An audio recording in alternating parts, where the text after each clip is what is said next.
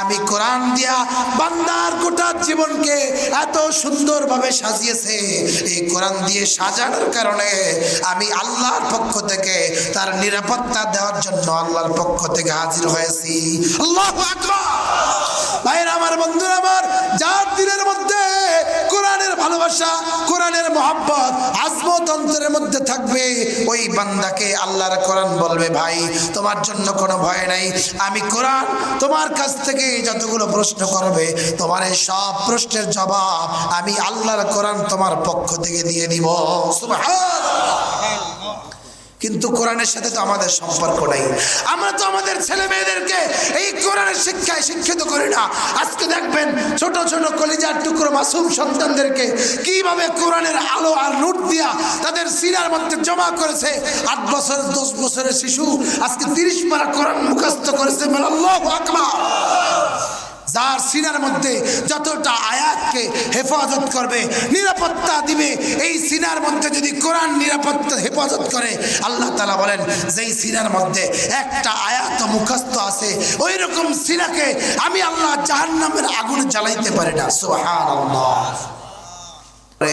পুরো সীমানার এরিয়ার মধ্যে যত লোক প্রবেশ করবে ওই লোকদেরকে নিয়ে আল্লাহর সামনে আল্লাহ তারা ফেরেশতাদের সাথে মুযাকারা করতে থাকবেন।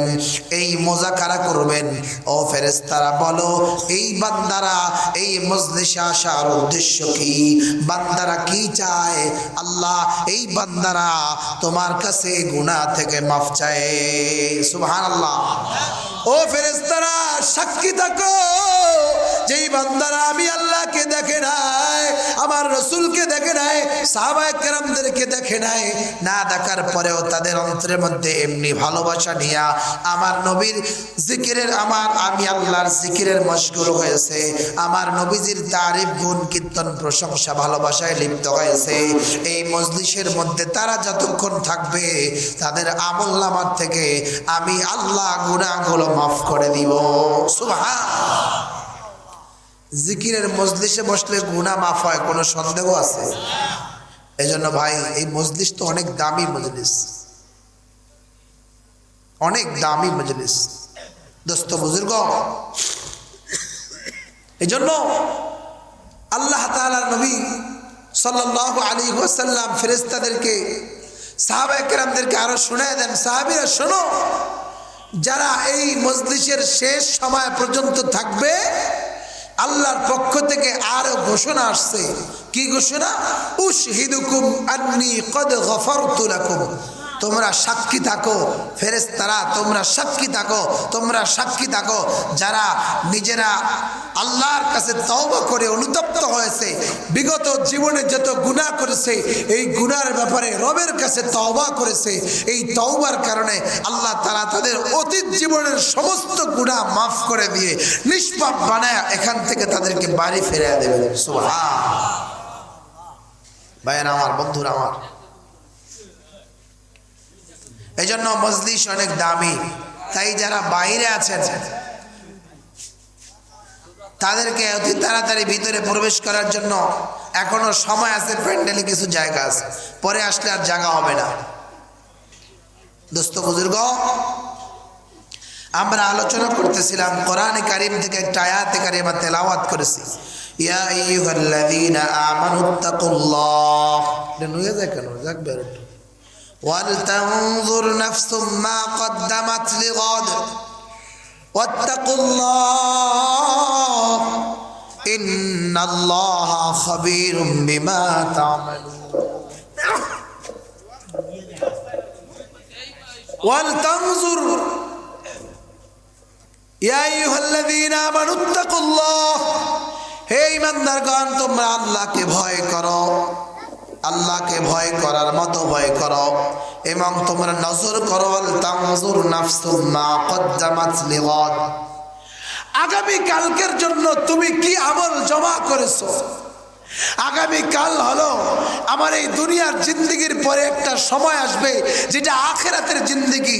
তুমি তোমার আখিরাতের জিন্দেগির জন্য কি পরিমাণ প্রস্তুতি সংগ্রহ করেছো?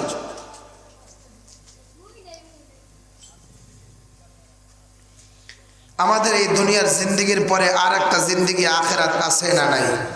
কে বলেন আছে না নাই? এই আখিরাতের জিন্দেগি আমাদের সামনে অনেক নিকটে। এর বেশি উঁচু হয়েছে, আরেকটু নিচু করুন। তবে আপনাদের কাছে বলি, দুনিয়ার যে যেই পথের আর মতের হোক না কেন, আলেম হোক আওয়াম হোক, আস্তিক হোক নাস্তিক হোক, ধনী হোক গরিব হোক, আখিরাতে সমস্ত মানুষের গন্তব্য শেষ ঠিকানা হলো দুইটা। জোরে বলেন কয়টা? আপনাদের এখানে যে সমস্ত মানুষ বসবাস করে, মা বোনেরা যারা পর্দার আড়াল থেকে আমাদের কথাগুলো শুনতে পাইতেছেন, এই সব মানুষের শেষ গন্তব্য কয়টা? দুনিয়ার সফর হলো মৌত পর্যন্ত, মৌতের পর থেকে হলো আখিরাতের সফর। তো আখিরাতের সফরের শেষ একটা গন্তব্য আছে, আর এই শেষ গন্তব্য হলো দুইটা রাস্তা। একটাকে বলা হয় ফারিকুন ফিল জান্নাতি ওয়া ফারিকুন ফিস সাঈর। একটা রাস্তা হলো জান্নাতের, আর একটা হলো জাহান্নামের। আপনি কোন রাস্তার পথিক হবেন, কোন পথের পথিক হবেন, আপনার গন্তব্য কোথায় হবে, এই গন্তব্য ঠিক করব কি এখন না পরে? জোরে বলেন। আমার আখিরাতের হায়াত, আমার আখিরাতের গন্তব্য কোন রাস্তায় হবে, সেই সিদ্ধান্ত আপনাকে এখন থেকেই নিতে হবে। কারণ আপনার আর আমার সময় যে কখন শেষ হবে একমাত্র জানেন কে? মৃত্যুর গ্যারান্টি আছে, বেঁচে থাকার কোনো গ্যারান্টি? মৃত্যুর 100% নিশ্চিত গ্যারান্টি আছে, বেঁচে থাকার 1%ও গ্যারান্টি নাই। তারপরও কেন যে এই মৃত্যুর থেকে আমরা বাঁচতে চাই, কিন্তু মৃত্যুর থেকে যতই বাঁচতে চেষ্টা করো, মৃত্যুর থেকে একটা মুহূর্ত কোনো মানুষের বাঁচা সম্ভব। মানুষ জাহান্নাম থেকে বাঁচার জন্য চেষ্টা করে, কিন্তু ইচ্ছা করলে জাহান্নাম থেকে তওবার মাধ্যমে বাঁচা যায়। মৃত্যুর থেকে বাঁচার জন্য চেষ্টা করলে সেই চেষ্টায় কোনোদিন সফল হওয়া যাবে না। এজন্য একজন কবি তার ভাষায় বলতেছেন, মরণ থেকে যতই পালাও মরণ তোমায় লইবে ঘিরি, যদিও সুদূর আকাশ পানে পালাও সেথায় লাগিয়ে সিঁড়ি। ও বান্দা, তুমি মৃত্যুর থেকে যত দূরেই পলায়ন করার চেষ্টা করো না কেন, এই মৃত্যু একদিন তোমার সাথে সাক্ষাৎ করবেই, এর মধ্যে কোনো সন্দেহ। একজন কবি তার ভাষায় বলতেছেন, মৌতু কাসিন কুল্লু নাসিন শারিবুন, মৌতু কাসিন কুল্লু নাসিন শারিবুন, কবরু বাইতিন কুল্লু নাসিন দাখিলুন। বলে মৃত্যু এমন এক শরবত, যেই শরবত সবাইকেই পান করতেই হবে, এর মধ্যে কোনো সন্দেহ। আর কবর এমন এক ঘর, যেখানে সবাইকে একদিন প্রবেশ করতেই হবে, এর মধ্যেও কোনো সন্দেহ নেই। তবে আমাদের মৃত্যুর পরে রাস্তা হলো কয়টা? নামাজের জন্য রাস্তা কয়টা? বেনামাজের জন্য কয়টা? রোজাদারের জন্য কয়টা? বেরোজাদারের কয়টা? এক কথায় সব মানুষের জন্য রাস্তা হলো দুইটা। এখন আপনাদের কাছে জানতে চাই, ওই দুই রাস্তার সিদ্ধান্ত কি মৃত্যুর আগে নেব না পরে নেব? এখন না আরো পরে? সিদ্ধান্ত সময় নেওয়ার দরকার হয়েছে কিনা? সিদ্ধান্ত নেওয়ার সময় তো আগে থেকেই হয়েছে, কিন্তু এতদিন ভুলের মধ্যে ছিলাম। কিন্তু এখন নিজের মনকে প্রশ্ন করে জিজ্ঞাসা করেন, মন আগেই থেকেই প্রস্তুতি নেওয়ার দরকার ছিল। কিন্তু যেহেতু দুনিয়ার মায়া মমতায় লোভ লালসায় ভালোবাসায় পড়ে ভুলে গিয়েছি, এখন থেকে পাক্কা সিদ্ধান্ত, আমি আমার গন্তব্য এখান থেকেই যদি নির্ধারণ না করি তবে মৃত্যুর পরে আমার জন্য কঠিন জাহান্নামের যন্ত্রণাদায়ক শাস্তি অপেক্ষমান, ঠিক কিনা? ভাইয়েরা আমার, বন্ধুরা আমার, হাদিসের মধ্যে এসেছেন ইযা উযিআল মাইতু ফি কবরি জাআল কুরআনু ইনদা রাসিহি والصلاة عن يمينه والصوم عن شماله وسائر الحسنات عند رجليه أو كما قال النبي عليه الصلاة والسلام। নবীজি সাল্লাল্লাহু আলাইহি ওয়াসাল্লাম হাদিসে পাকের মধ্যে বলেন, কোন মুমিন বান্দাকে যখন কবরের মধ্যে দাফন করা হয়, মুমিন বান্দাকে যখন দাফন করা হয়, এই দাফন করার পরে 40 কদম পার হয়ে যাওয়ার সময় যখন অতিক্রম হয়, কয় কদম? আরো জোরে বলেন, কয় কদম? 40 কদম সময়ে, 40 কদম যেতে যেই পরিমাণ সময় অতিক্রম হয়, এই 40 কদম যাইতে যেই পরিমাণ সময় লাগে, এই সময় অতিক্রম হলে, শেষ হলে কবরের মধ্যে 2 জন ফেরেশতা এসে হাজির হয়ে যায়। একজন ফেরেশতাকে বলা হয় মুনকার, আর একজনকে বলা হয় নাকির। এই 2 জন ফেরেশতা এসে ওই কবরওয়ালা ব্যক্তি যদি মুমিন হয়, নেককার হয়, দিনদার হয়, মুত্তাকি হয়, আল্লাহ তাআলা বলেন ওই বান্দা যদি আবেদা সালেহা নেককার মুত্তাকি পরহেজগার হয়, তবে আমি আল্লাহর পক্ষ থেকে ওই মুমিন বান্দার নিরাপত্তার জন্য 4 ধরনের নিরাপত্তা বাহিনী আমি আল্লাহ মোতায়েন করে দেই। জোরে বলেন, কয় ধরনের? আল্লাহ তাআলা মুমিনকে বলেন, ও মুমিন, তোমাদের আখিরাতে কোনো ভয় নাই, টেনশন নাই, পেরেশানি নাই। ও মুমিন, তোমার মৃত্যুর পরে তোমাকে দাফন করার পর তোমার আত্মীয় স্বজন আপনজনেরা সবাই যখন যার যার স্থানে ফিরে যাবে, যেই বান্দা একমাত্র আল্লাহকে ভয় করেছে, দুনিয়ার জীবন যাপন আল্লাহকে ভয় করে করেছে, আল্লাহকে রাজি খুশি করার জন্য ইবাদত বন্দেগী করেছে, আমি আল্লাহ তোমার ইবাদতের উপরে খুশি হয়ে রাজি হয়ে আল্লাহর পক্ষ থেকে তোমার নিরাপত্তার জন্য 4 প্রকারের নিরাপত্তা বাহিনী আল্লাহ মোতায়েন করে দেয়। ফেরেশতারা এসে কবরের মধ্যে হাজির হওয়ার পর দেখতে পাইবে, ও মুমিন, তোমার মাথার নিকটে একজন বন্ধু বসা।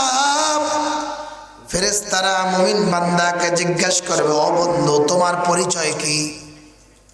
মুমিন বান্দাকে ফেরেশতারা জিজ্ঞাসা করবে, তোমার পরিচয় কি? মুমিন বান্দা তার মাথার সামনের বন্ধু তাকে জবাব দিয়ে বলবে, আমার পরিচয় হলো জাআল কুরআনু ইনদা রাসিহি। আল্লাহু আকবার। আমার পরিচয় হলো আমি আল্লাহ পাকের 30 পারা কোরআন। আল্লাহু আকবার।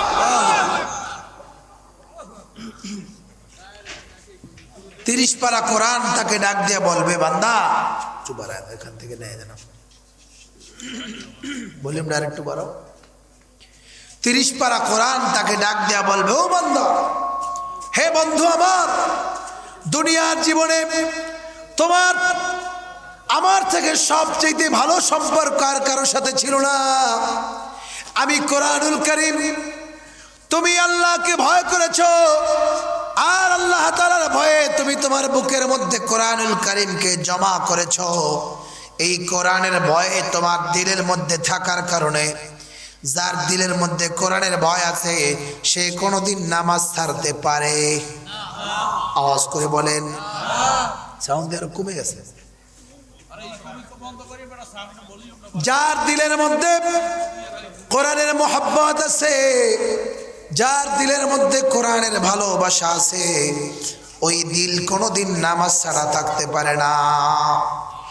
আল্লাহ তাআলা কোরআন কারীমের মধ্যে বলেন, قد أفلح المؤمنون,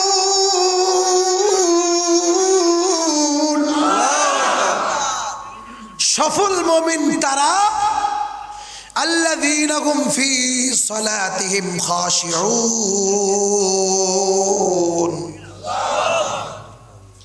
ভাই সফল মুমিন হলো তারা 5 ওয়াক্ত নামাজ খুশুখুজুর সাথে, ভয়ের সাথে, বিনয়ের সাথে আদায় করে যারা, ঠিক কি না? এবার আপনাদের কাছে প্রশ্ন করি, সফল মুমিন কারা? জোরে বলেন।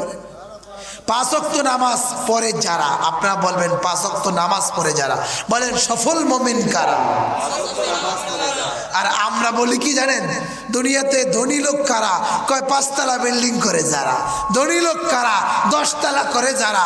ধনী লোক কারা? ব্যাংকে টাকা রাখে যারা। আল্লাহ বলেন না না, আখিরাতে সফল কাম হলো তারা 5 ওয়াক্ত নামাজ পড়ে যারা, ঠিক কি না? নামাজ না পড়লে, আল্লাহর দ্বীনকে না মানলে, যতই ভবনের মালিক হোক না কেন, যতই কোটি টাকার মালিক হোক না কেন, যত বড় ব্যাংক ব্যালেন্সের মালিক হোক না কেন, কিয়ামতের দিন কোনোদিন সফলতা লাভ করতে পারবে। 2 নাম্বার সফলতার 2য় নাম্বার গুণ বয়ান করেছেন, قد أفلح المؤمنون الذين هم في صلاتهم خاشعون والذين هم عن اللغو معرضون। বলে 2য় নাম্বার সফল মুমিন কারা? আল্লাহ তাআলা কোরআন বলতেছেন, অনর্থক কথাবার্তা, গীবত, শিকায়াত, চুগলখড়ি করা, পরনিন্দা করা, এই সমস্ত পাপাচার থেকে বেঁচে থাকে যারা, আল্লাহ তাআলা বলেন সফল মুমিন হলো তারা। সুবহানাল্লাহ। সফল মুমিনের 8টা গুণ আল্লাহ কোরআনে বয়ান করছেন। কয় গুণ? জোরে বলেন। 1 নাম্বার গুণ হলো 5 ওয়াক্ত নামাজ, আল্লাহকে ভয় করে খুশুখুজুর সাথে, বিনয়ের সাথে নামাজ পড়ে যারা, আল্লাহর কাছে সফল মুমিন তারা। 2 নাম্বার অনর্থক কথা। আমাদের সমাজে এক শ্রেণীর লোক আছে, তারা সব সময় ফাহিশা কথার মধ্যে লিপ্ত আছে না নাই? এই সমাজে মনে হয় একজনও নাই। অনর্থক কথা বলার মতো কিছু লোক আছে না নাই? সাউন্ড ঠিক করো না। অনর্থক কথা বলার মতো এমন কিছু লোক আছে যারা ফাহিশা কথা বলতে খুব পছন্দ করে। তাদের কাছে একটু বলতে চাই, আমরা জানি না যে আমাদের প্রতিটা কথা কিন্তু আল্লাহ তাআলা রেকর্ড করে রাখেন।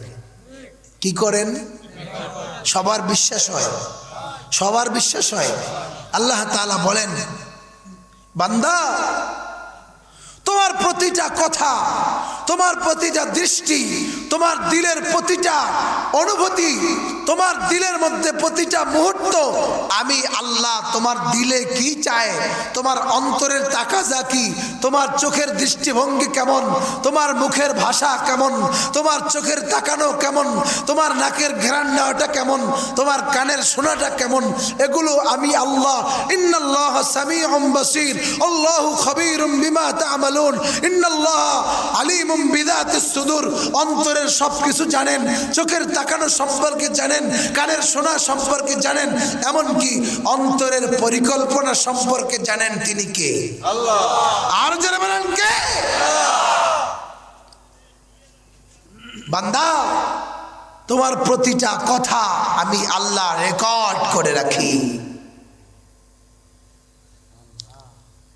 তুমি যেই সমস্ত কথা অনর্থক বলো, এই অনর্থক কথা বলার কারণে তোমার আমল নামার মধ্যে এমন কিছু পর্দা আবরণ পড়ে যায়, যেই আবরণের কারণে তোমার মস্তিষ্কের মধ্যে ভালো জিনিস আর ভালো লাগে না। আমাদের সমাজে এমন কিছু লোক আছে, তাদের সকাল থেকে সন্ধ্যা পর্যন্ত যদি তাদের কথাগুলোকে হিসাব করা হয়, রেকর্ড করা হয়, তাহলে খুঁজে দেখবেন গীবাত আর শিকায়াত আর পরনিন্দা ছাড়া একটা কথাও খুঁজে পাওয়া যাবে না। কথায় কথায় গালি দেয়, কথায় কথায় অশ্লীল ভাষা ব্যবহার করে। এই লোকগুলো যতই নামাজি হোক না কেন, যতই দাড়ি আর টুপি লেবাস থাকুক না কেন, যার ভাষা সুন্দর না, যার কথা সুন্দর না, তার আমলও আল্লাহ পছন্দ করে না, ঠিক কিনা? তাহলে 2 নাম্বার মুমিনের গুণ হলো, সফল মুমিন কারা? বলে অনর্থক কথার থেকে নিজেদের জিহ্বাকে হেফাজত করে যারা। সুবহানাল্লাহ বলেন। এখন থেকে চেষ্টা করলে আমার জবানকে আমরা হেফাজত করতে পারবো না ইনশাআল্লাহ? অনর্থক কথার থেকে, গীবাত শিকায়াত থেকে, চুগলখড়ি থেকে, পরনিন্দা থেকে আমার নিজের জবানকে আমি আল্লাহ হেফাজত করার জন্য আল্লাহ তৌফিক দান করে, বলেন আমিন। 3 নাম্বার হলো والذين هم للزكاة فاعلون। 3 নাম্বার সফল মুমিন কারা? বলে 3 নাম্বার সফল মুমিন হলো তারা সময় মতো যাকাত ফরজ হলে যাকাত সময় মতো আদায় করে যারা। 3 নাম্বার যদি প্রশ্ন করে জানতে চাই, ও মুমিন, সফল মুমিন কারা? কোরআন বলতেছেন সফল মুমিন হলো তারা সময় মতো যাকাত ওয়াজিব হলে, যাকাত ফরজ হইলে যাকাত আদায় করে যারা। আমাদের সমাজে হাজারো মানুষ আছে যাদের উপরে যাকাত অনেকবার ফরজ হয়েছে, কিন্তু সব ওয়াজ করলে খুশি হয়, কিন্তু যাকাতের কথা বললে বেজার হয়। আছে না নাই? অনেক মানুষ আছে নিজের উপরে যাকাত ফরজ হয়ে গেছে, কিন্তু সে যাকাত আদায় করে না, আর একজনের কাছ থেকে যাকাত খায়। আছে না নাই? ভাইরা আমার, বন্ধুরা আমার, 4 নম্বরে যদি জানতে চাই, 4 নম্বর সফল মুমিন হলো কারা?